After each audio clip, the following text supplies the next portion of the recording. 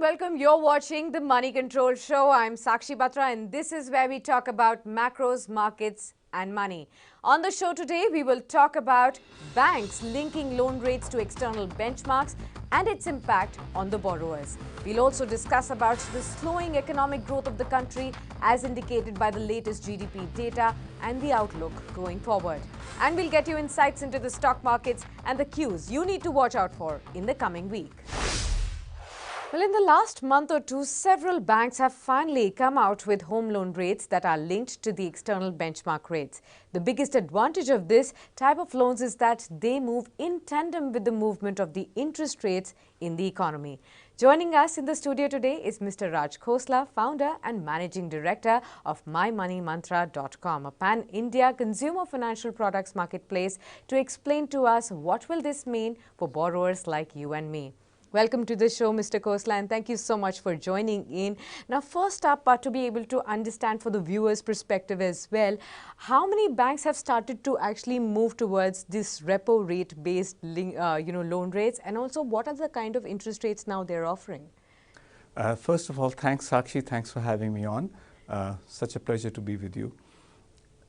Let me just rewind the tape a little bit. Up until the 1st of April, earlier this year, right, the Reserve Bank was pushing all banks to link their lending rates to an external benchmark. Absolutely, absolutely. And it's only, and guess what? It's only today or yesterday the announcement came by Reserve Bank where they made it compulsory for all banks to link their floating lending rates to an external benchmark. Correct. And this is great news for your viewers, really, because it obviously means more transparency, for all of them. Absolutely.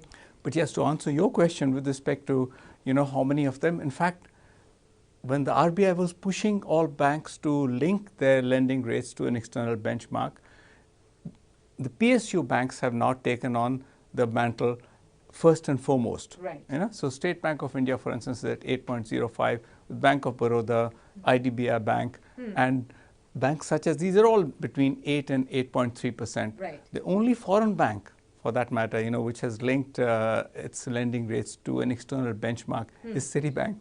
Okay. And they've linked it to TBLR, which is really Treasury bills lending rate. Absolutely. And that's at 8.5%. All right. I also wanted to understand what is so special and different about the repo rate linked loans, because earlier we've also seen the MCLR based loan rates that all the banks used to follow. So what is the difference?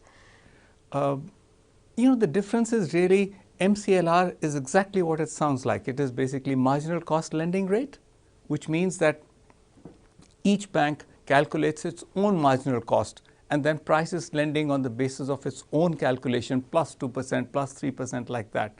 As when it's linked to an external benchmark, it's really good news for all borrowers, because it's always transparent and they always know why the rate is moving when it is moving.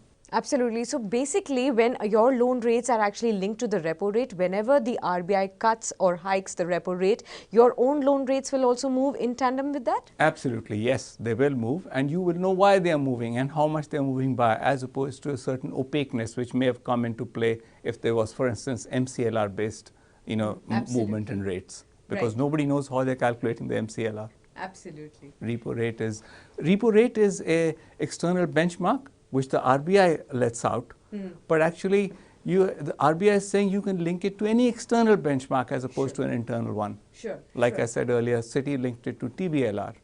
So, but mostly people are linking to repo rate. Absolutely. So I want to understand from the viewer's perspective and from the borrower's perspective as well, how should the borrowers really safeguard themselves whenever there is a hike in interest rate? Right now we are in the lower interest rate scenario, so everybody's comfortable right now because the interest rates are following.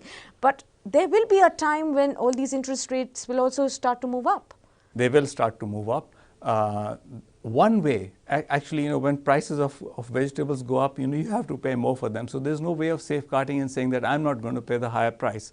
But yes, there are some safeguards, which all your viewers, should be following. Yeah. Such as, for instance, they should try to link their rate and take a borrowing, switch sometimes to a lower rate, and most importantly, find a bank which is able to link their rate to an overdraft facility. Right. Because like in life, there'll be some unpleasant surprises, but there'll also be pleasant ones, right? Right. Because, you will get some windfalls every now and then, in which case, the viewers are best advised to put the money in an overdraft facility, and basically the overall interest cost comes down for all the borrowers. Right, right. I want to understand for all the home loan or the existing home loan borrowers right now, what should they be doing? Should they switch right now to those banks which are actually offering the repo rate loans? And like you just said, from October 1st onwards, it will be mandatory, or should they just stay put?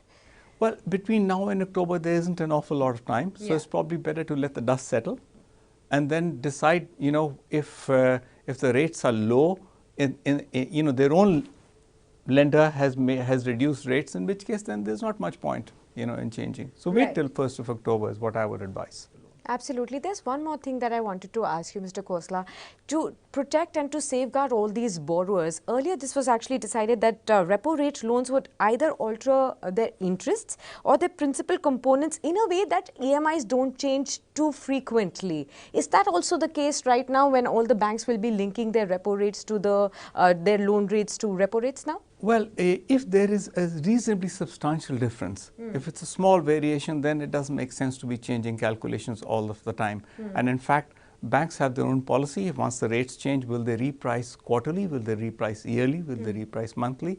So there's a bit of play there, But to go back to whether the amount of EMI will change, if there is a substantial difference in the rate of interest as charged, it is the borrower's prerogative to figure out whether he wants to change his EMI and keep his loan tenure constant, or he can carry on paying the same EMI, and then the loan tenure will either increase or decrease depending upon whether the rate had gone up or come down. Right. And lastly, Mr. Khosla, I have to ask you about this thing as well. You know that there has been a lot of clamor from the government and from the RBI for a long time now for the banks to be cutting interest rates. We have seen in the last 4 or 5 times in the monetary policy review meetings as well that the RBI has actually slashed the repo rate by over 100 basis points, about 110, 120 basis points. But the same kind of reflection hasn't been seen in the loan rates which is being offered by the banks as well.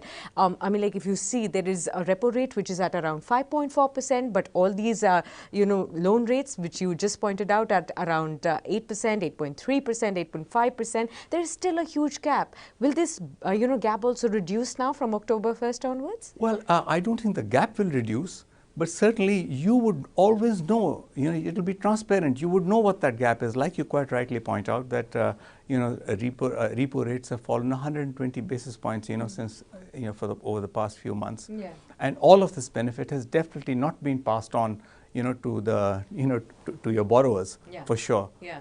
Maybe 20 basis points, maybe 40 basis points, but it hasn't gone unless they were fortunate enough to have actually borrowed at a rate which is linked to an external benchmark. Absolutely. So that, this is always going to be, you'll always know. Yeah. If your question is that, do you think that because it's linked to to the repo rate, will the difference between the repo rate and the rate that you pay come down? Yeah. I don't think that's happening because every bank has its own. So it is not falling as sharply to about 5.5% anyway? Surely, never. No. Okay. Never. But you will always know what that difference is. When it was an MCLR-based loan rate, you never knew, how many percentage points the bank was marking up when it was loaning you. Absolutely. So it's in the best interest of the customers, the linking. Okay. Thank you so much, Mr. Khosla, for sharing all that insight and the valuable information that you've shared with us and with all our viewers as well. While in a falling rate cycle, this may definitely be alluring to all the borrowers, but when the RBI actually starts to hike the repo rate, borrowers may not be too pleased. Well, lending rates will go up faster than under the MCLR regime as well, pinching the borrowers also more.